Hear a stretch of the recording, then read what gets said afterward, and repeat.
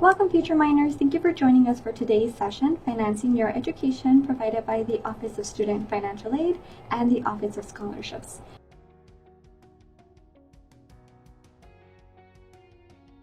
The first step to financial aid is to complete your free application for federal student aid.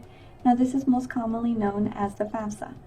There are two very easy ways to complete this application. You can do it on your computer, your desktop, your laptop, anywhere where you have an internet browser, and you can go to FAFSA.gov. The other way to complete this application is by downloading the mobile app. It is My Student Aid, and it is available for iOS and for Android, so we have that flexibility in case you need to complete the application on the go. Now, this application is available every October 1st for the following academic year. Please remember that it is an application that you do have to do every year to determine your future financial aid. The school code is for UTEP. It is 003661. So when you get to that section where it asks you what schools you would like the application to be sent to, make sure you use UTEP school code so we can receive your application on our site.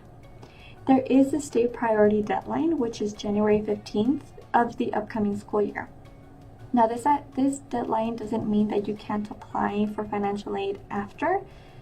It just means that there is a priority for any state aid, for any state monies, for those that apply before January 15th.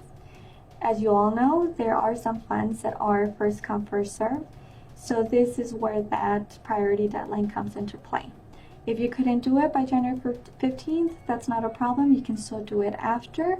You just won't be part of those priority applications. Now, this application is only available for U.S. citizens and permanent residents. Students must have a social security number in order to complete this application, or an alien registration number. Please remember that this is a free application.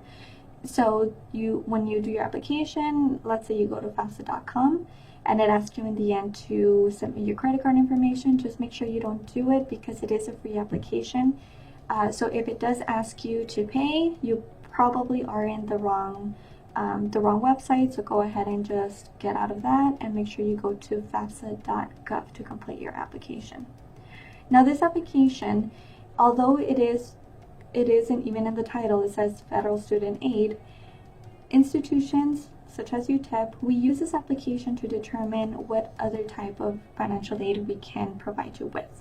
For example, for the Pager Promise, we do use this application to determine your eligibility. So make sure that you do this application because it is the very first step to any financial aid. Lastly, I want to thank you all for joining us today for today's presentation. You can always find us at the Mike Loya Academic Services Building in room 204. We are in the corner of Schuster and Hawthorne. Our hours are Monday through Friday, 8 to 5 p.m. I have provided you with our websites for the Office of Scholarships and the Office of Student Financial Aid, also our email addresses and our phone number. Thank you all once again for joining us, and we hope to see you soon. Go Miners!